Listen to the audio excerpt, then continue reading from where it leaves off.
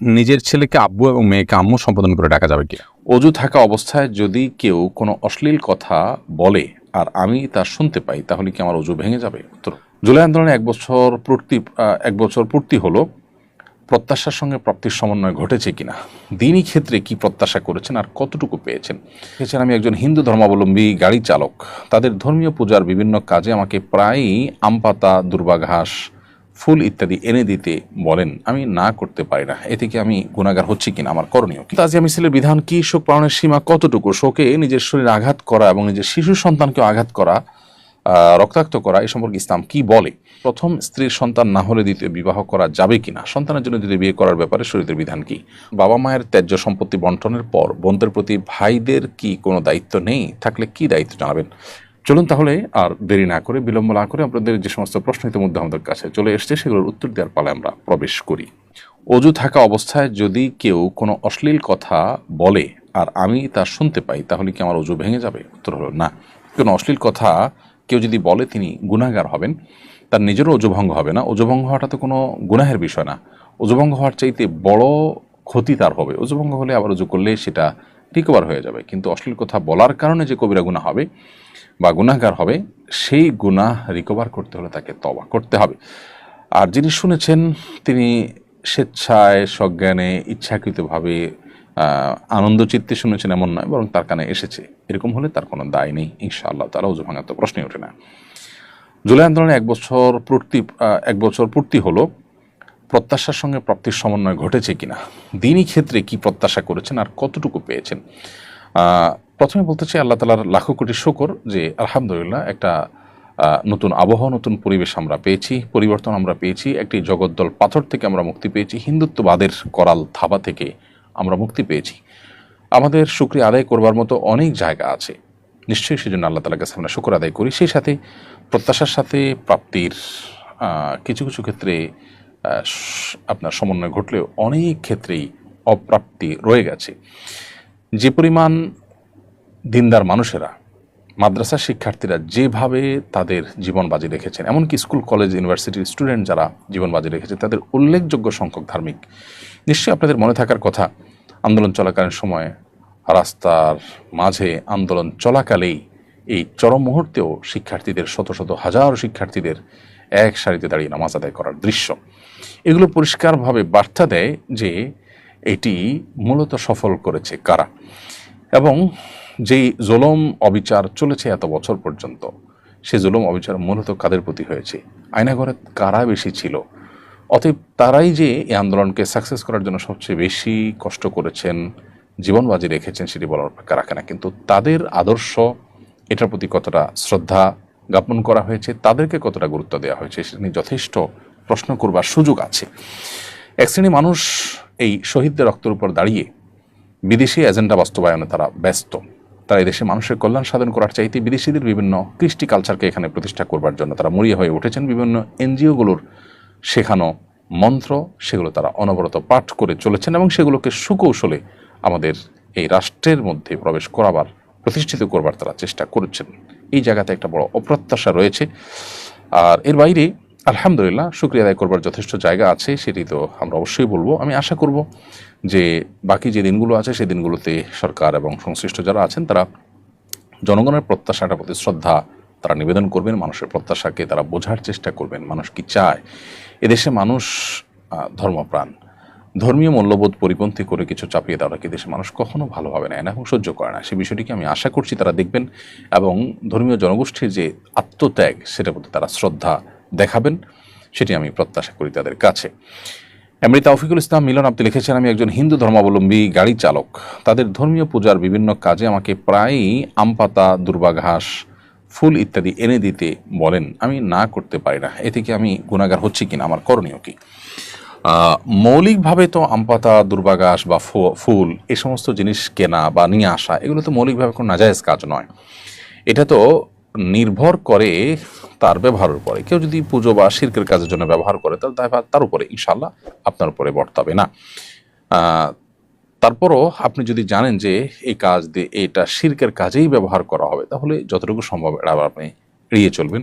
তারপরও সতর্কতামূলকভাবে আপনি এ ধরনের শিরকের কাজে পরোক্ষ সহযোগিতাও হয়, সেরকম কাজ থেকে বেঁচে থাকার জন্য প্রয়োজন আপনি বিকল্প বা ভিন্ন উপার্জনের চিন্তা করবেন। তবে মৌলিকভাবে কোনো অমুসলিমের অধীনে কাজ করা বা তার কর্মচারী হয়ে কাজ করা এটি মৌলিকভাবে কোনো নিষিদ্ধ কোনো বিষয় নয়। অন্যায় কাজ যদি করতে হয় আপনাকে, সেটি মুসলমানের অধীনে থেকেও করাও অন্যায়, অমুসলিমের অধীনে করাও অন্যায়। অর্থাৎ এখানে মুসলিম অমুসলিমের অধীনতাটা মূল বিষয় না, মূল বিষয়টা আপনি কী করছেন সে বিষয়টি। এরপরে প্রশ্ন হলো, তাজিয়া মিছিলের বিধান কি? শোক পালনের সীমা কতটুকু? শোকে নিজের শরীরে আঘাত করা এবং নিজের শিশু সন্তানকেও আঘাত করা, রক্তাক্ত করা, এই সম্পর্কে ইসলাম কি বলে? পরিষ্কারভাবে নবী সাল্লাল্লাহু আলাইহি ওয়াসাল্লামের হাদিস রয়েছে, লা ইহদাদা আলা ফাওকা সালাসা আইয়াম, 3 দিনের বেশি কোনো প্রকার শোক পালন করা চলবে না। একজন নারী যিনি স্বামী হারা হয়েছেন, বিধবা নারী, তিনি 4 মাস 10 দিন পর্যন্ত শোক পালন করতে পারেন। এছাড়া সকল প্রকার শোক পালন হবে 3 দিন। হ্যাঁ, কোনো মানুষের বিয়োগে, মৃত্যুতে কষ্ট, বেদনা সারা জীবন আমাদের মধ্যে থাকতে পারে, সেটা ভিন্ন বিষয়। কিন্তু শোক পালন বলতে যা বোঝায়, সে আনুষ্ঠানিকতা, সে কার্যক্রম 3 দিনের বেশি করা জায়েজ নয়। সেজন্য এ ব্যাপারে আমাদের সর্বোচ্চ দায়িত্বশীলতার পরিচয় দিতে হবে এবং বিদআত থেকে আমাদের দূরে থাকতে হবে। শোক পালনের নামে তাজিয়া মিছিল বের করা, এটা শরিয়া সম্মত কোনো বিষয় না। নবী সাল্লাল্লাহু আলাইহি ওয়াসাল্লামের মৃত্যুতে এরকম কেউ করেনি। হোসেন রাদিয়াল্লাহু তাআলার মৃত্যুতে আমরা প্রত্যেকটা মুসলিম ব্যথিত। তার হত্যাকারী, খুনি, জালিম এবং ফ্যাসিস্টদের প্রতি ঘৃণা গোটা বিশ্বের মুসলমানদের রয়েছে, আমাদের সবার রয়েছে। কিন্তু তার মানে এই নয় যে আমরা হোসেন রাদিয়াল্লাহু তাআলার প্রতি সহমর্মিতা প্রদর্শন করতে গিয়ে এমন কোনো কাজ করবো যেটা নবী সাল্লাল্লাহু আলাইহি ওয়াসাল্লাম আমাদেরকে অনুমোদন করেনি। নবী সাল্লাল্লাহু আলাইহি ওয়াসাল্লাম নিজের মৃত্যুর পরও কি আমরা তাজিয়া মিছিল, অথবা তার চাচা হামজা রাদিয়াল্লাহু তাআলা নির্মমভাবে কাফেরদের হাতে মৃত্যুবরণ করেছেন, শাহাদাত বরণ করেছেন, আমরা কি তাজিয়া মিছিল বের করি? উহুদ, বদর, কতগুলো ইতিহাস আছে ইসলামের, যেখানে আমরা অনেক প্রিয় মানুষদেরকে অত্যন্ত নির্মমভাবে আপনার শাহাদাত বরণ করতে আমরা দেখেছি। কই, তাদেরকে নিয়ে তো কোনো তাজিয়া মিছিল বের করা হয় না। বিধায় এটি একেবারেই মন গড়া, নবী সাল্লাল্লাহু আলাইহি ওয়াসাল্লামের হাদিসের সম্পূর্ণ খেলাফ। বিধায় এটি করবার কোনো সুযোগ নেই।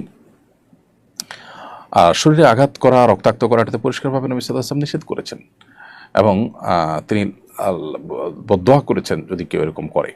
অতএব গালে বিভিন্ন জায়গাতে রক্তাক্ত করা, আঘাত করা, এটা পরিষ্কারভাবে নিষেধ। এবং কারণ মৃত্যুতে বিশেষ করে এ ধরনের আচরণ করা, এটা আল্লাহর সিদ্ধান্তের বিরুদ্ধে এক ধরনের বিদ্রোহের মতো।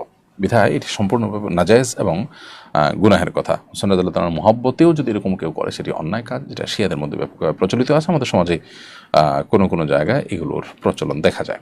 আব্দুর রহমান আপনি লিখেছেন, প্রথম স্ত্রীর সন্তান না হলে দ্বিতীয় বিবাহ করা যাবে কিনা? সন্তানের জন্য দ্বিতীয় বিয়ে করার ব্যাপারে শরীয়তের বিধান কি? হতেই পারে কারো যদি প্রথম স্ত্রীর সন্তান না হয়, স্ত্রীর সমস্যা যদি ধরা পড়ে মেডিকেল টেস্টের মাধ্যমে, তাহলে দ্বিতীয় বিয়ের জন্য তিনি উদ্যোগ নিতেই পারেন। কোনো কারণ ছাড়াও যদি কারোর সামর্থ্য থাকে, তিনি যদি একাধিক বিয়ে করে উভয় বা একাধিক স্ত্রীর প্রতি সমতা বজায় রাখার ব্যাপারে তিনি কনফিডেন্ট থাকেন, আত্মবিশ্বাসী থাকেন, তাহলে সে তিনি সেটা করতে পারেন। আর সেখানে সন্তান হচ্ছে না, এই সমস্যার ভিত্তিতে তিনি তো বিয়ে করতেই পারেন। শরীয়ত এক্ষেত্রে তার জন্য সেই সুযোগ রেখেছে। 10 মুহররম কেউ কেউ পরিবারের জন্য ভালো খাবারের ব্যবস্থা করেন, এটা কি শরীয়তের বিধান? এ সম্পর্কে একটি বর্ণনা পাওয়া যায়, মান ওয়াসা আলা ইয়ালিহি ইয়াউমা আশুরা, যে ব্যক্তি আশুরার দিনে তার পরিবারকে ভালো খাবার দাবার ইত্যাদি খাওয়াবে, তাদের জন্য ব্যবস্থা করবে, ওয়াসাল্লাহু আলাইহি সাইরা সানাতি, তার সারা বছর আল্লাহ তাআলা তাকে ভালো রাখবেন, এরকম একটা বর্ণনা পাওয়া যায় তারপরে বাহাকি ইত্যাদিতে। এ হাদিসের বিশুদ্ধতার ব্যাপারে বেশিরভাগ মুহাদ্দিসদের মন্তব্য হলো, এ হাদিসটি বিশুদ্ধতার মানদণ্ডে উত্তীর্ণ নয়। এ হাদিসের কোনো কোনো সনদকে একেবারে জাল পর্যায়ে, সেখানে এমন কোনো বর্ণাকারী রয়েছেন, এমন অবস্থা রয়েছে যেটাকে জাল পর্যায়ে বলেছেন অনেক উলামায়ে কেরাম। তো এই জন্য এই হাদিসটি আমলযোগ্য নয়, সেই মতটাই অধিকতর যুক্তিসঙ্গত এবং সেই মতটাই অধিকতর শক্তিশালী। কেউ কেউ এটাকে আমলযোগ্য বলেছেন, আমাদের পাক মহাদেশে অনেকে কোনো কোনো বর্ণনা রয়েছে, সেই বর্ণাগুলোকে কোনো কোনো মুহাদ্দিসগণ গ্রহণযোগ্যতার লেভেল পর্যন্ত যায় বলেছেন, সেটার উপর আমল করার কথা বলেছেন। কিন্তু আমরা যেটা বললাম যে বেশিরভাগ গবেষক এবং যে সমস্ত গবেষকদের গবেষণা অধিকতর শক্তিশালী মনে হয়, সেটি হলো যে হাদিস গ্রহণযোগ্যতার মানদণ্ডে উত্তীর্ণ নয়। অতএব আশুরার দিনে ভালো খাবার দাবার আয়োজন করা সুন্নাহ নয়। আশুরার দিনে তো রোজা রাখা সুন্নাহ নবী সাল্লাল্লাহু আলাইহি ওয়াসাল্লামের, সেখানে ভালো খাবার দাবার আয়োজনের প্রশ্ন কোত্থেকে ওঠে? নোহা রহমান আপনি লিখেছেন, বাবা মায়ের ত্যায্য সম্পত্তি বন্টনের পর বোনদের প্রতি ভাইদের কি কোনো দায়িত্ব নেই? থাকলে কি দায়িত্ব জানাবেন? বাবা মায়ের রেখে যাওয়া যে সম্পদ, সেটা বন্টন করার পর বোনদেরকে তাদের হক যদি দিয়েও দেওয়া হয়, তারপরেও বোনদের প্রতি ভাইদের অধিকার আছে, আবার ভাইদের প্রতিও বোনদের কর্তব্য রয়েছে। অর্থাৎ উভয়ের প্রতি যথাযথ দায়িত্ব পালন করতে হবে। সে দায়িত্বগুলোর ভিতরে সবচেয়ে কমন দায়িত্ব হলো, উভয়ের জন্য মিউচুয়াল দায়িত্ব হলো যে পরস্পরের সাথে সম্পর্ক ভালো রাখার চেষ্টা করবেন। পরস্পরের দুঃখে দুঃখী হবেন, সুখে সুখী হবেন, আত্মীয় হিসাবে খোঁজ খবর নেবেন, সহমর্মিতা প্রদর্শন করবেন, বিপদে পাশে দাঁড়াবার চেষ্টা করবেন। এসব কাজগুলো সর্বাবস্থায় করতে হবে। বাবা মার রেখে যাওয়া সম্পদ বন্টন করে দিয়েছেন, বোনদেরকে বোনদেরটা দিয়ে দিয়েছেন, এর মানে এই নয় যে সম্পর্ক শেষ হয়ে গেল, এটি মনে করাটা একেবারেই ভুল। এই সম্পর্কটা এবং এই সম্পর্ক সূত্রে যে সদাচরণ করার বিষয়টি আত্মীয়তার সম্পর্কের কারণে রয়েছে, সেটি জাস্ট রক্তের বন্ধনের ভিত্তিতে, এটা কোনো লেনাদেনার ভিত্তিতে না। লেনদেনের ভিত্তিতে বা টাকা পয়সার স্বার্থ আছে সেই ভিত্তিতে কারোর সাথে সদাচরণ করছেন, সেটা তো অন্য মানুষদের সাথে হবে। কিন্তু ভাই বোন বা রক্ত সম্পর্কীয় মানুষদের সাথে শুধু রক্ত সম্পর্কিত মানুষ হওয়ার কারণেই সদাচরণ করে যেতে হবে আজীবন, এমনকি সম্পদ বন্টনের পরও। এস এ হাবিব, আপনার প্রশ্নটি আপনি লিখেছেন, নিজের ছেলেকে আব্বু এবং মেয়েকে আম্মু সম্বোধন করে ডাকা যাবে কিনা? স্নেহের জায়গা থেকে বা মমতা করে তাদেরকে আব্বু বা আম্মু ডাকতে কোনো অসুবিধা নেই। এটার উপকর্থে আব্বু আম্মু ডাকা হয়।